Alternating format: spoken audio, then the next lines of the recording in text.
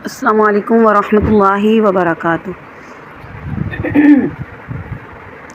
رب اشرح لی صدری ویسر لی امری واحلل عقدۃ من لسانی یفقہوا قولی رب زدنا علما اللہم فقہنا فی الدین آمین۔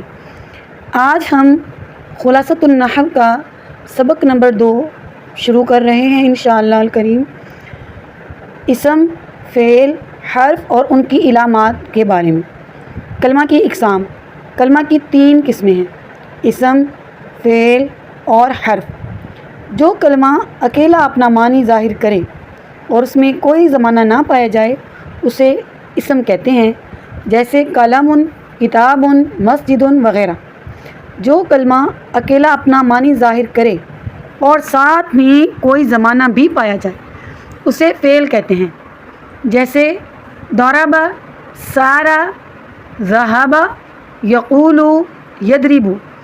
اور جو کلمہ اپنا معنی ظاہر نہ کرے اسے حرف کہتے ہیں، جیسے من، عن، الی، حتی وغیرہ۔ فائدہ: زمانے 3 ہیں: ماضی، حال، مستقبل۔ اسم کی علامات۔ اگر آپ عامہ کے اسٹوڈنٹ ہیں یا پھر آپ شہادت العالیہ، شہادت العالمیہ کے اسٹوڈنٹ ہیں تو آپ کے لیے ان اسم کی علامات کو زبانی ازبر یاد کرنا بے حد ضروری ہے، کیونکہ قرآن کریم کی یا کسی بھی عبارت کی ترکیب کے لیے سب سے پہلے جو بنیادی چیز ہے وہ 3 چیزوں کا جاننا ضروری ہے: اسم، فعل اور حرف۔ سب سے پہلے عبارت کے اندر ہم یہ چیزیں ڈھونڈتے ہیں کہ اسم کون سا بن رہا ہے، فعل کون سا ہے، حرف۔ پھر اس کے بعد اسم کو جب آپ نے ڈھونڈنا ہے تو آپ تب ہی ڈھونڈ پائیں گے جب آپ کو اس کی علامات کا پتہ ہو۔ اسی طرح سے اگر آپ فعل کو ڈھونڈنا چاہ رہے ہیں تو فعل آپ تب ہی ڈھونڈیں گے جب اس کی علامات کا پتہ ہو۔ تو اسم کی علامات دھیان سے سنیے، زبانی یاد کر لیجئے۔ نمبر 1، الف لام کا ہونا، جیسے الحمد، الشکر۔ حرف جر کا ہونا، یعنی اس کے شروع میں حرف جر ہوگا، جیسے فی دارن۔ اکیلا جر کا ہونا، یعنی اس کے آخر میں جر آئے گی، بالحق۔ با بھی حرف جارہ ہے تو لاسٹ پہ جر ہے۔ تنوین کا ہونا، رجل ولدن، رجل ولدن۔ ٹھیک ہے، یہاں پہ لاسٹ پہ تنوین آ رہی ہے تو یہاں پہ ہمیں پتہ چلے گا، جیسے مسجدن آ جاتا ہے، ٹھیک ہے، ان کے علاوہ کوئی ورڈ آ جاتا ہے، مسجدن آ جاتا ہے، کتابن آ جاتا ہے، آپ کو آٹومیٹکلی پتہ چل جائے گا کہ یہ اسم ہے۔ گول تا کا ہونا، اس کے آخر پہ گول تا ہوگی، آمتن۔ ٹھیک ہے، آج سے تنبیہ: الف لام اور تنوین دونوں ایک اسم میں جمع نہیں ہو سکتے۔ اس کی مثال یوں سمجھ لیجئے، مسجدن، المسجدن نہیں ہو سکتا، المسجدو ہوگا یا پھر مسجدن ہوگا۔ کتابن، الکتاب نہیں ہو سکتا، یعنی اس کے شروع میں الف لام بھی ہو اور لاسٹ پہ تنوین بھی ہو، یہ نہیں ہو سکتا، کیونکہ ہم نے ابھی پڑھا الف لام اور تنوین ایک ساتھ اکٹھے اسم میں جمع نہیں ہو سکتے۔ فعل کی علامات۔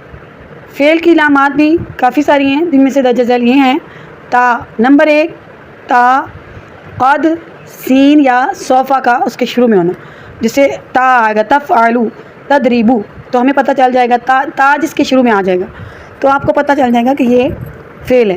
قد، قد سمع، سیغلبون، سوف یعلمون۔ پھر اس کے بعد تا، پھر اس کے بعد ماضی مضارع، امر یا نہیں کا صیغہ ہونا، جاء، یشاء، اغفر، لا تنہر وغیرہ۔ حرف جر کی حرف کی علامات۔ حرف جو ہے اسم اور فعل کی علامت نہ ہونا حرف کی علامت ہے، یعنی حرف جو ہے وہ من اور فی بس حروف ہوتے ہیں، علامات اس کی کوئی نہیں ہوتی۔ اب ہم بڑھتے ہیں اس کی تمرین، کلمہ کی اقسام اور ان کی تعریف۔ تو ہم نے پڑھا کلمہ کی 3 قسمیں: اسم، فعل اور حرف، اور ان کی تعریف بھی جانی۔ اس طرح سے اسم، فعل اور حرف کی علامات، اور کس اسم میں لام اور تنوین جمع ہو سکتے ہیں، کسی بھی اسم میں الف لام اور تنوین اکٹھے جمع نہیں ہو سکتے۔ پھر آگے ہے غلطی کی نشاندہی کرے۔ جو کلمہ اکیلا اپنا معنی ظاہر کرے، جو کلمہ اکیلا اپنا معنی ظاہر کرے اور اس میں کوئی زمانہ نہ پایا جائے اسے اسم کہتے ہیں۔ اسم کے آخر میں تنوین اور اس کے شروع میں الف لام نہیں، اسم کے آخر میں تنوین اور اس کے شروع میں الف لام نہیں آ سکتا۔ قد، سین یا تنوین نہیں، قد اور سین فعل کی علامات ہیں، حرف کی کوئی علامت نہیں، بلکہ اسم اور فعل کی کوئی علامت نہ ہونا حرف کی علامت ہے۔ اچھا جی، اب یہاں پہ دیکھیں تمرین نمبر 3 میں آپ نے اسم فعل اور حرف پہچانے ہیں۔ تو ہم نے پڑھا سین جو ہے شروع میں آ جائے تو وہ فعل کی علامت ہے۔ سیصلا تو یہ کیا بنا؟ فعل۔ کافرن تنوین جو ہے وہ اسم کی علامت ہے، تو کافرن کافر کیا بنا؟ اسم۔ النار آگ، اس کے شروع میں الف لام آ گیا ہے تو کیا بنا؟ اسم۔ فی یہ کیا بنا؟ حرف۔ قد قد کس کی علامت ہے؟ فعل کی، تو یہ کیا بنا؟ فعل۔ اخن تنوین آ گیا ہے، اسم۔ لا تکذب یہ مضارع ہے، نہیں کا صیغہ ہے، تو یہ الا حرف ہے، ہدن تنوین اسم ہے۔ القاریۃ اسم۔ سمیع فعل۔ قافلۃ تنوین ہے، اسم۔ سوف تعلمون فعل۔ سیقول فعل۔ ینظر فعل۔ الصراط الف لام کی وجہ سے اسم۔ انظر یہ امر ہونے کی وجہ سے فعل۔ جنت تنوین کی وجہ سے اسم۔ قال فعل ماضی۔ قم فعل امر۔ امید ہے کہ آج کا لیکچر اچھے سے سمجھ آیا ہوگا۔ جو جملہ ہے نا مضمون جملہ، یہ آپ کو پڑھاتے چلوں کہ کسی جملے کے مسند کے مصدر کو مسند الیہ کی طرف مضاف کر دینے سے جو معنی حاصل ہوتا ہے اسے مضمون جملہ کہتے ہیں۔ جیسے دیکھیں زید قائم، اس کا مضمون جملہ یعنی اس کو جو قائم ہے نا اس کو مصدر بنا دینا، مسند کے مصدر کو مسند الیہ کہتے ہیں۔ قیام زید، تو یہاں پہ ہم نے جو قائم تھا اس کو مصدر بنایا قیام۔ اگر مسند اسم جامد ہو تو اس کا مصدر جیلی بنا کر اسے مسند الیہ کی طرف مضاف کر دیں گے۔ جیسے زید سراج کا مضمون جملہ ہے سراجیۃ زید کا چراغ، تو یہ ہوتا ہے مضمون جملہ۔ امید ہے کہ آج کا لیکچر بڑے اچھے سے سمجھ آیا ہوگا۔